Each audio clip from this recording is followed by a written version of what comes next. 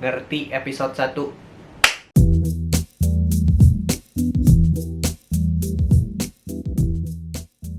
Hai, nama saya Kidung, selamat datang di That Hair Guy, where we will talk mostly about hair. Dan ini adalah segmen baru. Segmen ini gue beri nama Ngerti. Di setiap episode Ngerti, kita akan ngebahas tentang satu atau dua hal tentang diri sendiri. Harapannya setelah kalian selesai nonton satu episode dari Ngerti, kalian bisa dapat pengetahuan baru tentang diri yang mungkin bisa kalian aplikasikan untuk kehidupan kalian sehari-hari. Gue pikir nggak ada topik lain yang lebih pas untuk memulai segmen baru ini selain rambut. Jadi kita akan membahas tentang jenis-jenis rambut dan ketebalan rambut. By the way, gak usah peduliin kumis yang belum dicukur ini karena lagi di rumah aja, jadi gue memutuskan untuk coba manjangin kumis dan janggut. Kita lihat aja kan kayak gimana. Toh gue nggak kemana-mana juga kan. Pertama adalah tipe rambut. Untuk mempermudah, sebenarnya tipe rambut ada 4. Yang pertama adalah lurus, bergelombang, keriting, dan yang terakhir bahasa Inggrisnya tuh kinky, tapi mungkin terjemahan paling pas di bahasa Indonesianya adalah kribo.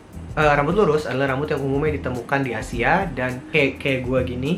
Sebenarnya bisa dibilang kalau rambutnya lurus. Rambut kayak gini itu cukup ngelawan dan lumayan kaku. Jadi ketika panjangnya tidak terlalu panjang, biasanya nggak mau diatur tuh. Kayak ini, dia nggak akan bisa disuruh turun karena panjangnya belum cukup. Dalam arti, ketika nanti panjangnya sudah lebih panjang, dia akan lebih nurut untuk disuruh kemana lah arahnya. Yang berikut adalah rambut bergelombang atau rambut ikal. Mengambil sudut pandang sebagai seorang barber, rambut ikal atau bergelombang adalah tipe rambut favorit gue. Akan mudah untuk menghasilkan tekstur, terus sangat flowy dan jatuhnya biasanya bagus banget kalau cukup panjang. Membuat opsi untuk di styling tuh jadi banyak banget. Kayak kalian pernah lihat nggak sih orang-orang yang pakai pomade terus pas disisir tapi ada lengkungan sedikitnya? Itu kayak ngasih kesan klasik banget, keren banget. Berikutnya rambut keriting. Yang gue maksud keriting itu kayak gambar di samping. Rambut tipe ini biasanya ketika dia hit panjang tertentu baru kelihatan keritingnya.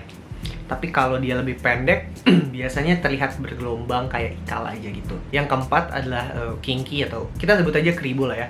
Biasanya ini rambut yang banyak ditemui dari African American atau orang-orang dari Afrika dan atau teman-teman kita yang dari timur kayak dari Papua atau Ambon. Rambutnya itu bentuknya benar-benar berputar kayak per gitu loh, kayak per.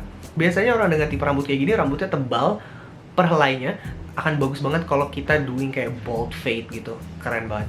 Apakah bisa mengubah tipe rambut? Dalam arti bisa nggak sih kita bikin rambut kita dari lurus jadi bergelombang atau dari bergelombang jadi lurus?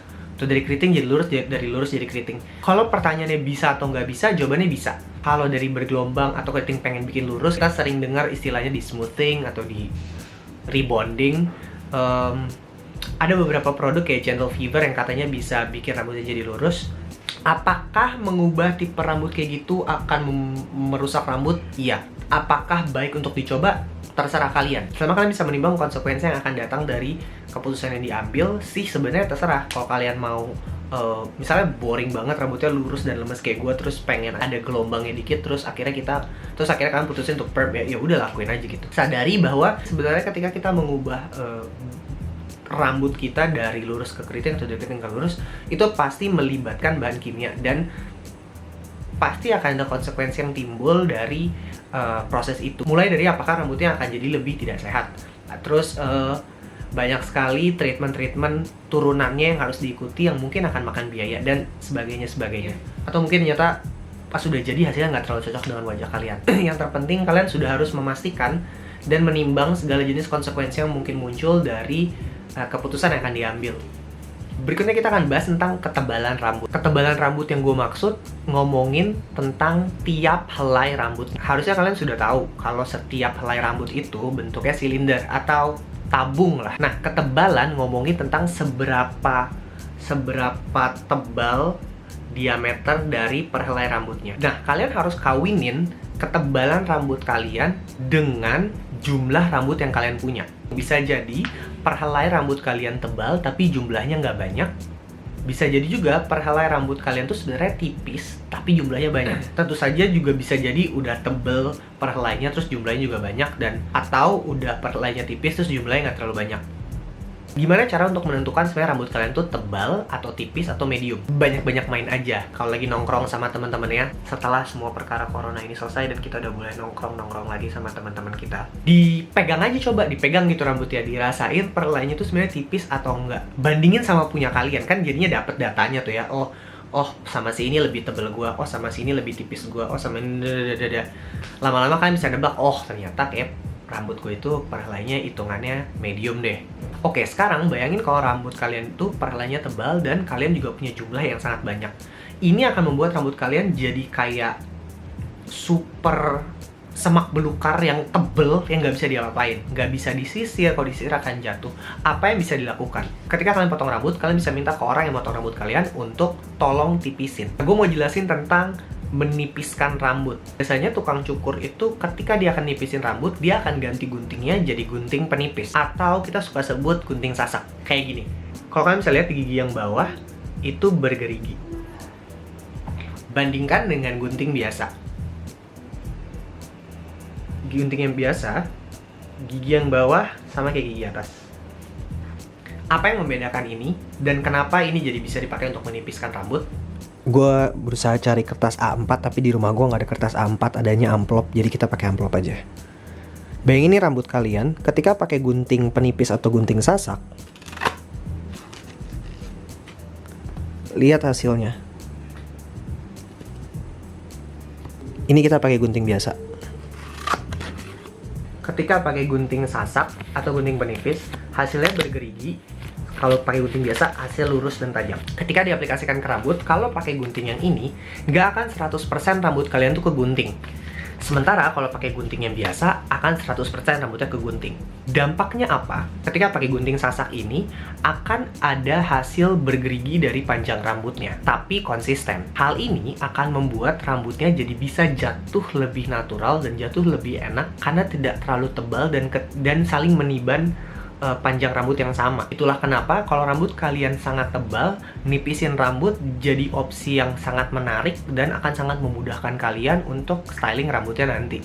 Sebaliknya, kalau perhelai rambut kalian itu tipis, kalian tidak terlalu butuh pakai gunting penipis. Biasanya, gunting penipis dipakai rambut yang perhelainya tipis untuk ngasih tekstur dan penggunaannya jadi sangat terbatas. Itu akan jadi super technical terkait dengan teknik memotong rambut, jadi itu nggak akan gue bahas. Tapi intinya, rambut kalian tipis dan lemas dan mungkin kalian tahu jumlahnya tidak terlalu banyak kayak gue tuh selalu minta ketika gue potong rambut nggak perlu pakai gunting penipis. Karena kalau kalian mau punya potongan rambut yang bertekstur, pakai gunting biasa kayak gini, barbernya juga akan bisa kasih tekstur. Ada teknik motongnya, namanya point cut.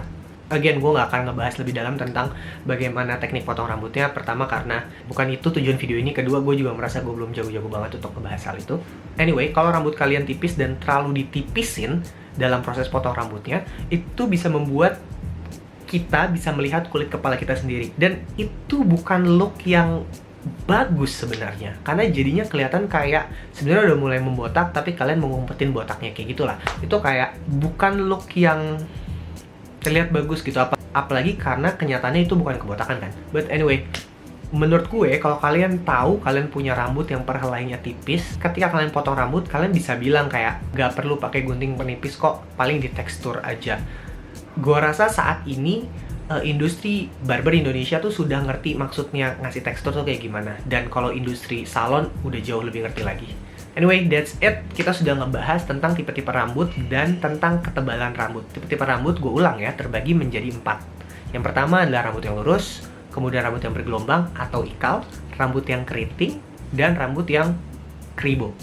Ketebalan rambut ngomongin tentang berapa besar diameter dari tiap helai rambut yang kita punya. Gimana cara bisa tahu kalau rambut kita tuh tebal atau tipis perhelainya?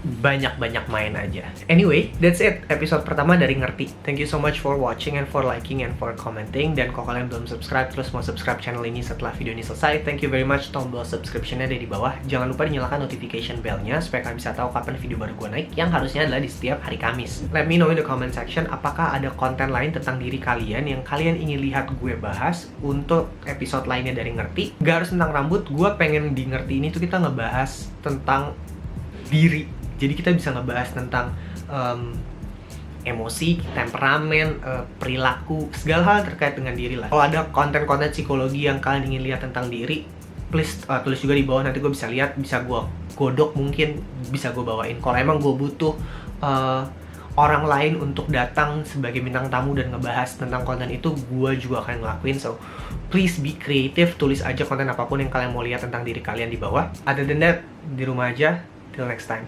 bye.